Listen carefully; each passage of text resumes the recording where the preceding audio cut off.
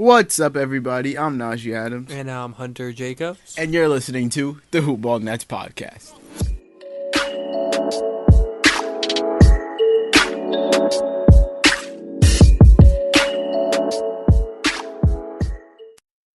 Okay, so you guys are probably wondering where we went or why we haven't posted an episode since December 18th, and now being that it's January 3rd. So, this fool went on vacation. It was indeed a series of unfortunate events and bad timing. So what happened was, alright, so it's a whole bunch of stuff to tell you, so I don't know how we're going to explain it, but this is what happened. So this episode, this is kind of going to be like, so we've missed 1, 2, 3, 4, 5, 6, 7, 8 games that the Nets have played. In reality, we've only missed 5, but we'll get to that in a minute. So we've missed 8 games. This episode, we're going to go over all 8 games. But in like a shorter version of what we typically do. A summarized version, and give a Brooklyn baller of the holidays. My idea. It was actually Hunter's idea, very much so true. So what happened was, we actually recorded a whole episode for the Lakers, the Bulls, and the Pacers. Well, we were watching the Pacers game as it was going on. But what happened, and then we recorded a special episode that was going to be posted while I was gone. But what happened was, somehow, both of the audio files got corrupted, so I wasn't able to post them, or edit them, or do anything with them. And by the time that I figured that out, I was already in Vegas, because I went to Vegas with my family for Christmas vacation, and Hunter is back in New York, so there was nothing we could have done. And then, when I got back the 29th, Hunter went to his dad's house until the 2nd, so now we're here, the 3rd, recording an episode. It was basically just a whole bunch of bad stuff that happened at a horrible time, but I don't want you guys to think that we don't care about the podcast, we just gave up or anything like that. So with that out of the way, let me get to the actual intro. Make sure you guys go follow us on iTunes or subscribe to us on iTunes at Hoopball Nets, Hoop-Ball, Brooklyn Nets. You look us any of those things up and we'll come up. Make sure to go follow us on Twitter at Hoopball Nets. So yeah, make sure you go subscribe to us on iTunes. Make sure you leave a rating, 5 stars please, and a review, whether it's good or bad. Just give us any type of feedback. Each one is getting read on the podcast. So yeah, make sure you go leave one. Shout out to Hawaiian Isles Kona Coffee Company for sponsoring this podcast and every other one of Football's podcasts. If you want to go check them out, you can look up Hi Kona Coffee. It's Kona with a K on Twitter, or you can search them up on Amazon. They'll come up. Thank you yet again. Make sure you go get the coffee. And yeah, let's get into the episode. So first, we're going to start with a long time ago. Tuesday, December 18th, the Nets were 14-18, and they played the Lakers. 13-18 and played the Lakers. Oh, yeah, they were 13-18 and played the Lakers. They won, so that made them 14-18. They won 115-110. It was the game where basically D'Angelo Russell had the explosion, ice in his veins moment against Kyle Kuzma. The funny thing is, we already recapped and recorded this game, but the audio got deleted, so we're basically talking about the same thing twice. But the only things to really note here for the Lakers side of it is how LeBron had 36 points. With 13 rebounds and 8 assists on 13-23 shooting. And Kyle Kuzma had 22 points on 9-21 shooting with 11 rebounds. Wait, don't sleep on Lonzo, because Lonzo had 23 points, 9 of 16 shooting. He had 5 threes, 6 rebounds, 3 assists, 2 steals. And fouled out. In the beginning of the game, it was basically just a Lonzo versus D'Angelo Russell show for like the first 6 minutes. I remember that, but other than that, not many people did much on the Lakers side of things. This also extended the Nets win streak to 6 back then. On to the Brooklyn side of things. I guess we'll save D'Lo for last. Spencer Dinwiddie had 18 points, 6 of 11 shooting, hit 2 triples, 6 assists, nothing crazy. Rondae Hollis had 17 points with 8 rebounds, 5 of 12 shooting. And Old Reliable had 19 points on 7 of 13 shooting, 3 of 4 from 3. And then we get to D'Angelo Russell, 34 minutes, 22 points, 9 of 21 shooting, 4 of 9 from the three-point line, 13 assists, 4 rebounds, plus 7 plus minus, and he hit the game winner basically in Kyle Kuzma's eye, ISO, basically a little bit to the left of the top of the key, and it was all net, cash, right in Kyle Kuzma's face, and the Nets ended up winning this game. So Yeah, that's basically all that went down for the Lakers and the Nets. It wasn't a super. It was actually a super exciting game, to be completely honest. But since we already recorded this once, it's kind of like we don't want to say the same thing twice, even though you guys never heard it. On to the Chicago Bulls and the Brooklyn Nets. This game should have been a gimme win, but it was a very close 3-point win for the Nets to extend the win streak to 7. We're gonna go over the Chicago box score first. Really the only person, two people. Really, the only two people that are worth mentioning, Chris Dunn and Bobby Portis. Chris Dunn, 24 points, 11 of 21 shooting, 4 rebounds, 6 assists, 2 steals, 5 fouls, but he had a great game. He was working his way back from injury here, so. Bobby Portis, 24 minutes. I think he got injured in this game, which is why he only played 24 minutes. He did get injured again. He's out again for the Bulls after missing an extensive period. So he is not having a lucky season this year. He had 16 points on 6 of 18 shooting. He went 0 of 2 from the three-point line and 11 rebounds. The fact that he took 18 shots in 24 minutes is insane. But, hey, that's Bobby Portis for you. Justin Holiday actually just got traded off the Bulls to the Grizzlies for Marshawn Brooks, Wayne Selden, and picks. Yeah, and speaking of Justin Holiday, in this game he only had 5 points on 2 of 10 shooting in 34 minutes, which matches a team high in minutes. So he didn't do very well in this game, and now he's on the Grizzlies, so he's their problem now. The Nets, this is back when Allen Crabbe wasn't playing and Rodions Kurucs was starting. He had 8 points in 23 minutes. Allen Crabbe is actually not playing again now. He's out for 1 to 2 weeks. In this game, though, Kurucs had 8 points, 3 of 5 from the field, 4 rebounds. Jared Allen, 16 points, 7 of 12 from the field, 12 rebounds, 3 assists. And then D'Angelo Russell, after killing the Lakers, puts up a nice D-Lo special. 13 points, 14 shots. I was waiting for it because last game he had 22 points on 21 shots, so you couldn't say anything. But Spencer Dinwiddie, 27 points, 8 of 15 shooting, 4 of 8 from the three-point line. That's my point guard. 7 of 8 from the free throw line, 6 assists, and 6 rebounds and 3 assists. Spencer Dinwiddie, if I remember right, had taken an insane amount of free throws in these games. In the Lakers game, he took 7. He took 8 against the Bulls. He's the main reason that the Nets have been shooting so well from the line, because he gets to the line and he's converting. So yeah, and then in the Pacers game he took 8. So he's just automatic from the free throw line. It seems like. On to the Pacers, snapped the Nets' 7-game win streak back on December 21st. This was Rodions Kurucs' explosion game. Yeah. And the Nets lost to the Pacers 114-106. Me and Hunter were watching this one live as we were recording one of the episodes that you were never going to hear. And the Pacers finished the game on a 14-3 run. We were angry about something.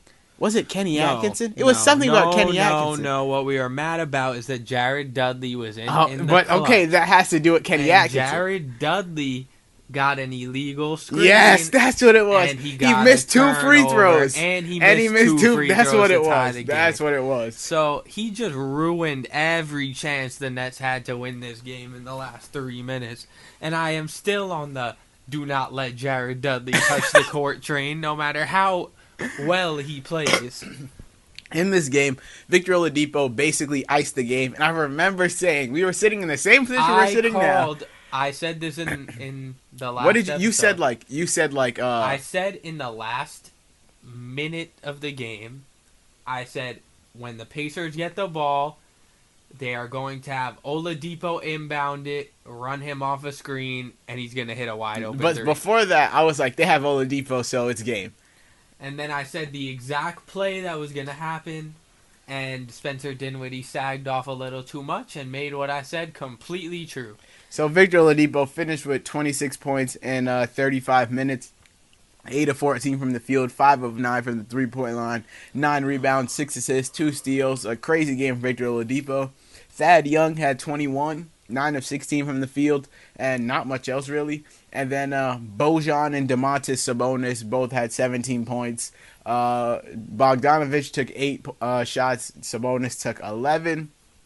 And then Miles Turner had 15 and 12. On With 5 blocks, Miles Turner. Yeah, Miles Turner's been killing lately. Like On defense. over the past 2 weeks, he's averaging like 3.3 blocks per game, which is crazy. And then on to the Nets, Rodion Kurucs. Like we said, this is his best game as to date. He had 24 points in 34 minutes. The 34 minutes was a team high. He was 6 of 11 from the field, 4 of 5 from the three-point line, 3 rebounds, not much else. DeMarre Carroll. He's been very solid lately. I hope he keeps playing minutes in the 20s and Jared Dudley doesn't play at all, but that's my opinion. DeMarre Carroll in 20 minutes, 16 points, 6 of 12 from the field. Spencer Dinwiddie, 15. He had 15 points in 32 minutes. He shot 4 of 12 from the field, 33%. And then 6 of 8 from the free throw line. He had 9 assists, 5 turnovers. Old Reliable, 13 points in 31 minutes, knocked down 3 threes. D'Angelo Russell was 1 of 8 in this game. Yep, D-Lo special, 3 points, 8 shots. 25 minutes, 9 assists, 4 turnovers. One of his worst games of the season. And then, Jared Dudley, 27 points. Oh, 27 I wish minutes. 27 points. No, 27 you don't, minutes. Then he'll get playing time. 27 minutes, 10 points, 3 of 6 from the field, 3 of 4 from the three-point line. And his one turnover was a crucial illegal screen in the last 2 minutes of the game. He was 1 of 4 from the free throw line, and 2 of them were in the clutch. And he missed, I remember saying, what is the point of having Jared Dudley on the court? A veteran shooter. A veteran shooter. Who makes If he rookie can't- mistakes and can't He shoot. can't hit a free Boom. throw? Like, that's your purpose. You're the guy that they put on the court, they give the ball to, and they're like, oh, yeah, it's Jared Dudley. He's going to knock it down. No problem. He's been in the league for at least 10 years. And he shanks both of them. And the Nets lose 114 to 106. The next game after that was versus the Suns, where the Nets started their win streak yet again, won 111 to 103. They let DeAndre Ayton light them up for 26 and 18. Jared Allen has been a real mess this season so far. He hasn't been able to guard much of any center, although he is getting highlight blocks on every big name in the business. He's blocked like Steph, Anthony Davis, LeBron, Blake Griffin. But But he can't guard anyone.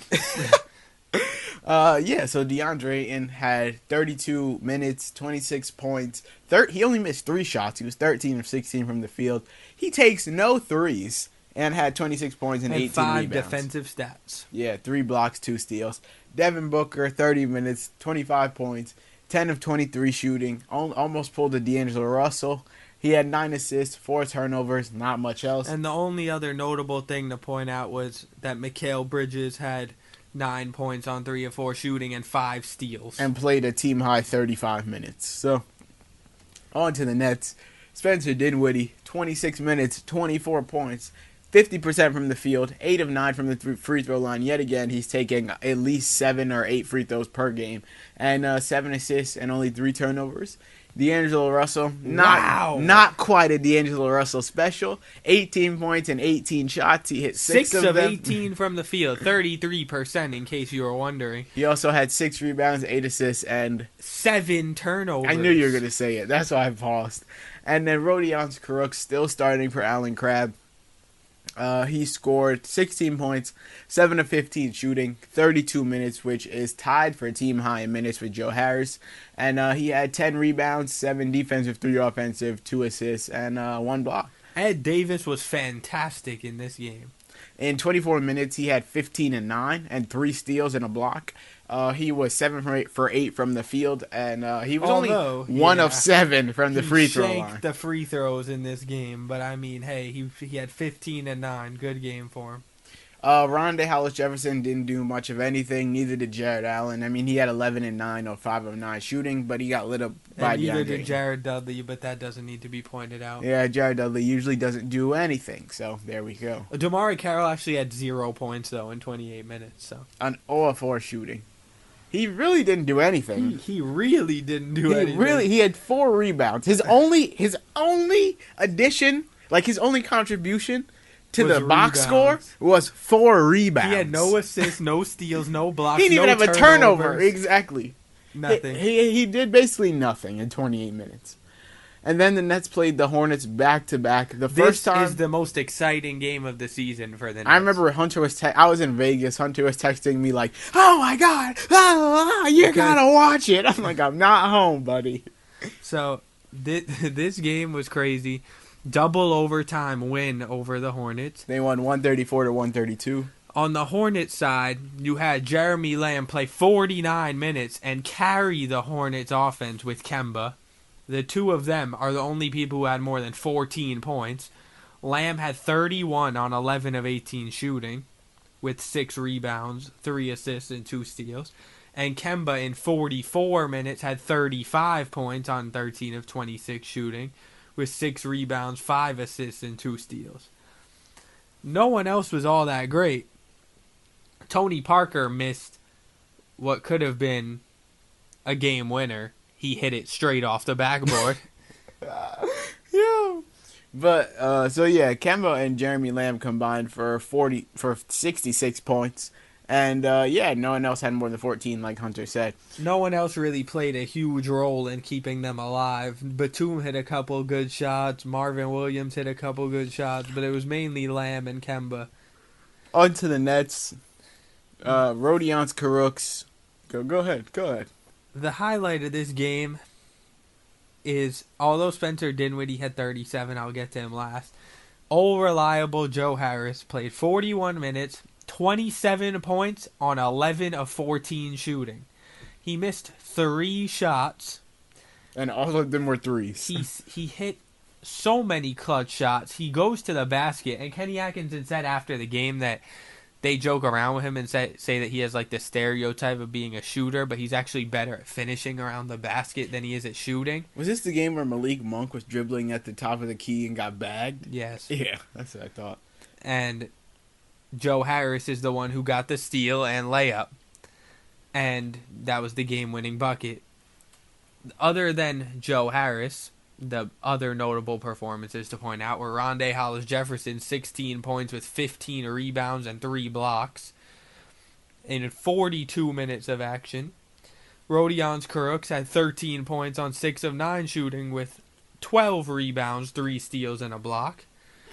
And D'Angelo Russell got benched in the overtimes and last 5 minutes of the fourth quarter and had 16 points on 18 shots. 2 of 9 from the 3-point line. Awful game. And Mr. Dudley played 36 minutes. Mr. Dudley. 36 minutes, had 6 points, 2 of 5 shooting. And DeMare Carroll had 12 points, 3 of 7 shooting, 4 of 6 from the free throw line. One of those misses was to give the Nets a 1-point lead and ice the game, but he missed, so it went to double overtime. So if they lost, it was going to be his fault, but it doesn't matter. They got the win. Yeah, the best performance from this game from the Nets side of things was Spencer Dinwiddie, like Hunter said. Well, I mean, I give it to Joe Harris just because he only needed 14 shots to get his 27. The highest scorer was Spencer Dinwiddie. He took 29 shots, though. He was 12 of 29, 37 points. He hit 7 threes. 11 assists, 1 turnover, which is amazing. But, the Nets took care of business in this one, and then approximately 2 days later got absolutely blown out by the same team. They lost 100 to 87. Yeah, it seemed like they did not have a chance really the whole game. I want to point out in the double overtime game that the main lineup was Spencer Dinwiddie, Joe Harris, Rodions Kurucs, Rondae Hollis-Jefferson, and Jared Dudley. So Jared Allen and D'Lo were in the doghouse by Atkinson. D'Lo honestly, both of them being in the doghouse isn't new. Jared Dudley plays like 26 minutes per game. D'Lo gets in the doghouse whenever he doesn't do anything. Whenever he makes one mistake, he's in the doghouse. So nothing new. But yeah, the Nets got blown out, 100 to 87. Kemba just came back, scored another 29 on 11 of 20 shooting with 7 threes. Yeah, Jeremy Lamb still 19 points on 17 shots, 8 of 17, 1 of 5 from the 3-point line, 5 rebounds, 3 assists. Cody Zeller had 14 and 10 with 4 blocks. And Tony Parker took that backboard missing game winner to heart and scored 19 points on 9 of 14 shooting. You cannot allow Tony Parker to let score you 20 points. Like, there's no way that maybe 4, 5, 6 years ago, or But now in 2018, there's no way Tony Parker should be lighting you up for 19 points. On to the Nets. Rodion Kurucs started once again. He, in 20 minutes, scored 5 points, 2 of 6 from the field. Rondae Hollis-Jefferson was horrible, 1 of 7 from the field, 0 of 3 from 3, 17 minutes. There were only 3 capable players in this game. D'Angelo Russell, Damari Carroll, and Shabazz Napier. Everyone else played absolutely horrible. D'Angelo had 33 in 33 minutes, 13 of 24 from the field, which means he had more points than shots attempted. For once. And then he was 2 of 8 from the three-point line, 5 of 5 from the free throw line, 4 rebounds, 2 assists. So I will point out that Rondae Hollis was 1 for 7, Jared Allen was 1 for 8, Spencer Dinwiddie was 1 for 7, and Jared Dudley was 1 for 7. So them combined, you know who wasn't 1 for 7? Them combined, Shabazz Napier. Them combined was 4 for 29. 4 yeah, for that's 29. your point guard, though. That's your point guard, 4 Spencer for Dinwiddie. Tell him about Shabazz Napier, since that's your best Free player. Shabazz Napier. He saw 11 minutes of action in this horrible loss. His blowout. And he scored 11 points in his 11 minutes and didn't miss one shot. He was 5 of 5 shooting, 1 of 1 from 3, and got an assist with no turnovers. And then flawless game from Napier. Damari Carroll, 30 minutes. He had 15 on 5 of 9 shooting, 5 of 5 from the free throw line, and then he was 0 of 3 from the 3-point line. Basically, the Nets didn't shoot well from the 3 this game. No one was above 50%. No one. No one was above 25%. Except Shabazz Napier, who hit 1. He was 1 of 1. So, okay, Kurucs was 0 of 3. Jefferson, 0 of 3. He has no business even taking threes. Joe Harris, 0 of 1. D'Lo, 2 of 8. Dinwiddie, 1 of 4. Dudley, 0 of 4. Damari Carroll, 0 of 3. None of them shot well from the 3-point line at all. And the last 2 games that we have to cover today. The Bucks game is kind of a wash because he was resting people and giving people more minutes because they knew they were going to really lose this game probably. So he took the opportunity to give Shabazz Napier, Kenneth Faried, and Theo Pinson so many minutes and bench Kurucs, Allen, Harris, D'Lo and Dinwiddie. rested. None of them played more than 22 minutes. And, they allowed Giannis to put up a trip dub on their head at 31, 10, and 10. On 13 of 17, he hit 2 threes. Brook Lopez. Okay, Brook Lopez had a revenge game. Okay, so Brook Lopez, all he does on the Bucks is stand behind the 3-point line and just shoot 12 threes a game. So it's not surprising that he hit 7 threes because that's all he does. He took 15 threes. And no one else on the Bucks really destroyed besides Brook Lopez, Giannis, and Middleton, who had 29 on 11 of 15 shooting with 4 rebounds and 7 assists. That's all they really needed because that was enough probably to score. That was 84 points, just them, and then you have Brogdon's 18. The 4 of them scored 102 points. I know.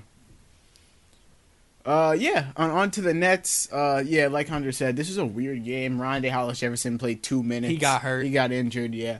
Rodion Kurucs, 22 minutes. Jared Allen, 20 minutes. Joe Harris, 21 minutes. Spencer Dinwiddie, 20 minutes. All of our regular... However, Joe Harris in those 21 minutes had 15 points on 5 of 8 shooting. And hit 4 threes. So all of our regular contributors to the box score basically had the night off. Like D'Angelo Russell literally didn't suit up because he rested. And then, Jared Dudley, our main man, Papa Dud, had 28 points, 28 minutes, 3 points. You keep saying 28 points the way you look at the box score is the first thing you see. 28 minutes, 3 points, 1 of 5 from the field, and also 1 of 5 from 3, and didn't do much else. Damari Carroll missed both of his free throw attempts. Jeez. Damari Carroll, I don't know why they play him. Not Damari Carroll. I can't get over that. Why play? What is the benefit? Oh, Ed Davis rested this game as well. Yeah, Ed Davis rested this game too. So did Trevion Graham. Well, no. He's out with illness, but just in case anyone cared.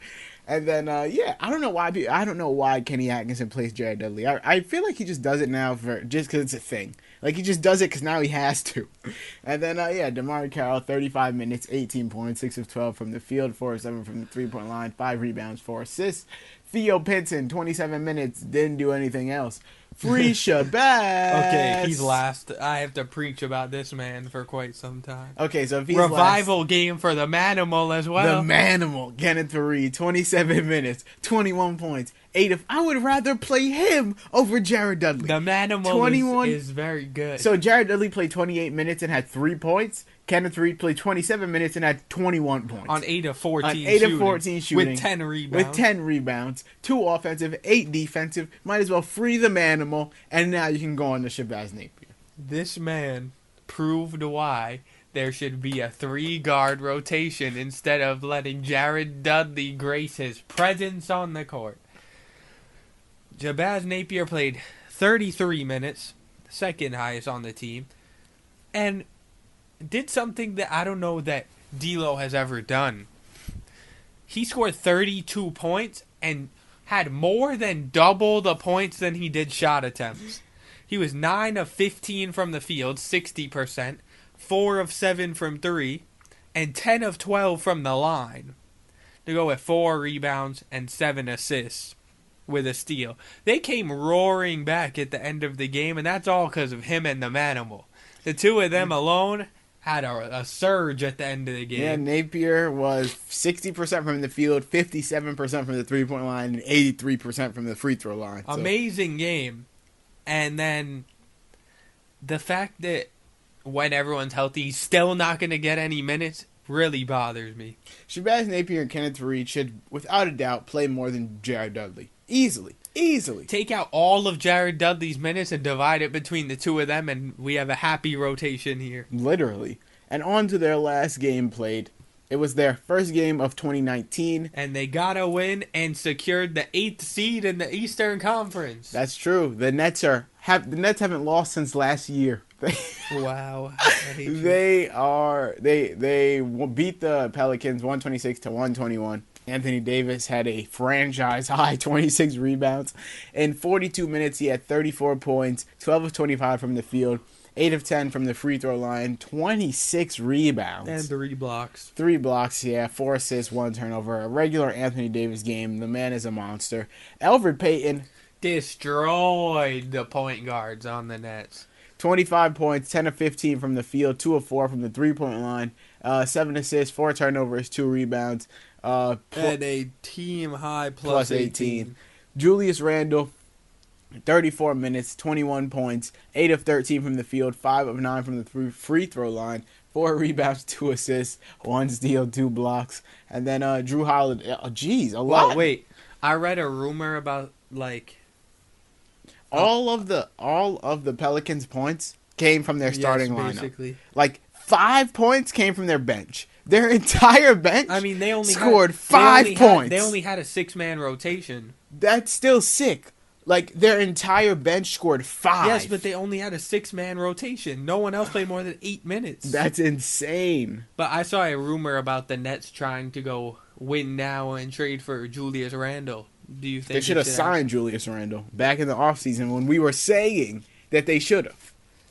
Would you like them to trade for Julius Randle, and what package would you give up to get Julius Randle? I'd gladly take Julius Randle. He's on a 1 year with the Pelicans, isn't he? Yeah. He's on a 1 year. Who would you trade for Julius Randle? Who would I trade for Julius Randle? Definitely, if anyone would take Jared Dudley, I'd gladly get him up out of here. But I doubt anyone would take him. I'm not giving up D'Lo. I'm not giving up Spencer Dinwiddie. Nah, I wouldn't give up Spencer Dinwiddie. I don't know if I'd give up Joe Harris either. I'd definitely give up DeMarre Carroll.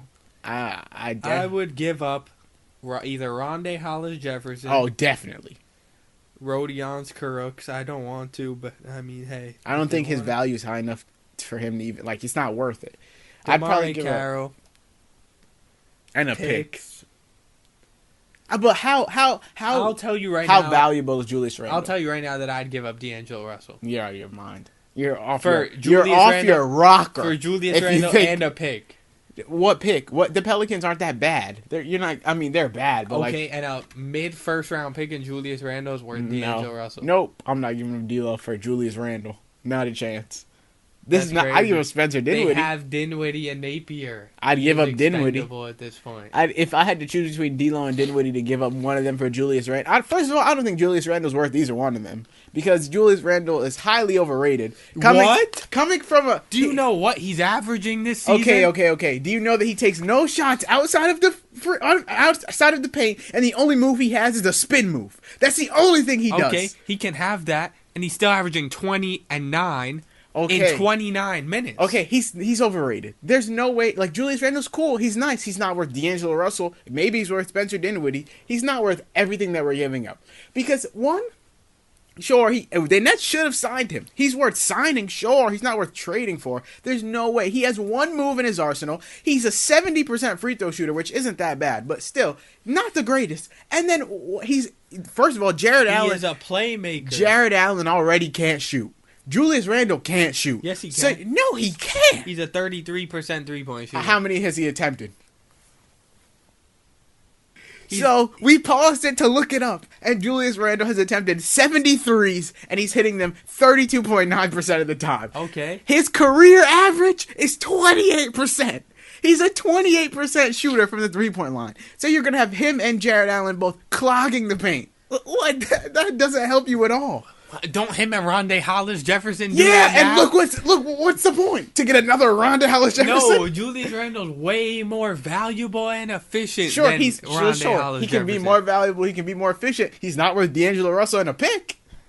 We have Dinwiddie and Napier. Okay, then give them Dinwiddie and a pick. Russell in the doghouse does nothing for us. Dinwiddie and a pick. Or why don't we just wait till next offseason and sign him?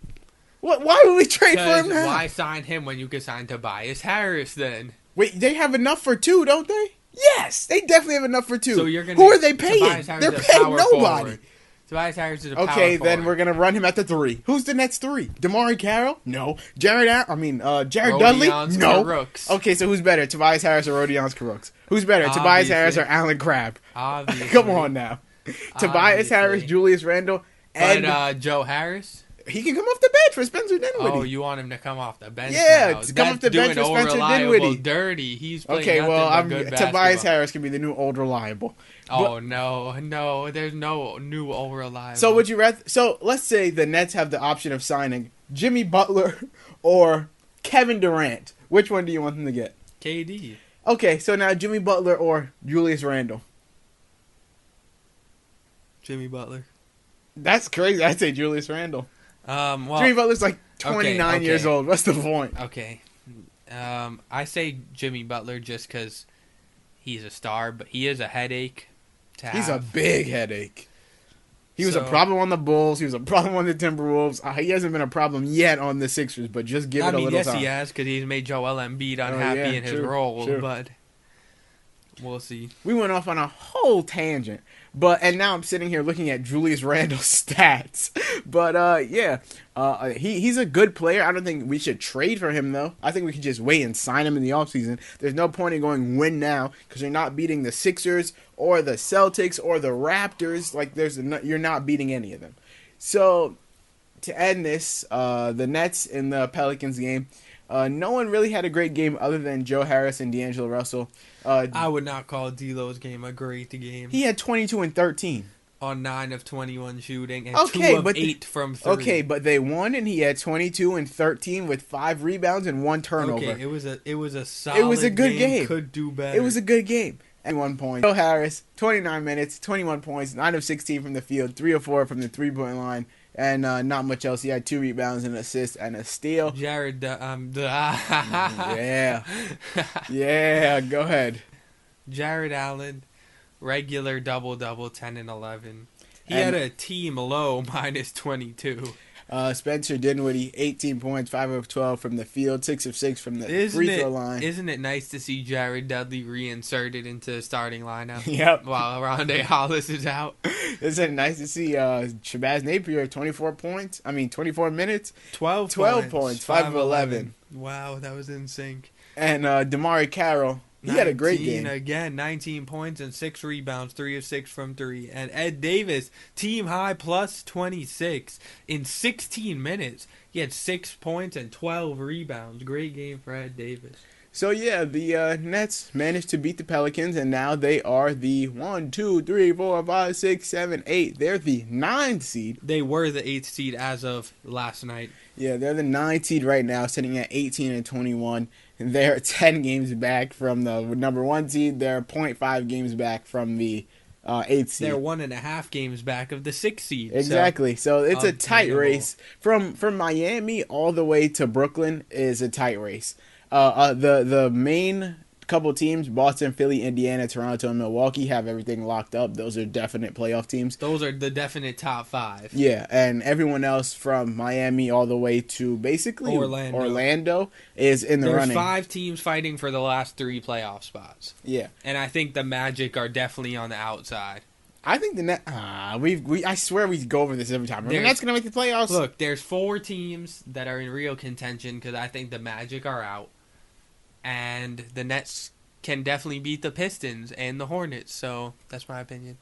But yeah, guys, I hope you enjoyed this lightning fast. So on to the baller of the holidays. We got a treat for you guys right here because this means I don't have to put anything on my back or my chest. However, he's wrong about who it is because it's definitely not him. Brooklyn baller of the holidays has been, drumroll please, D'Angelo Russell. It's actually Joe Harris. It's actually D'Angelo Russell.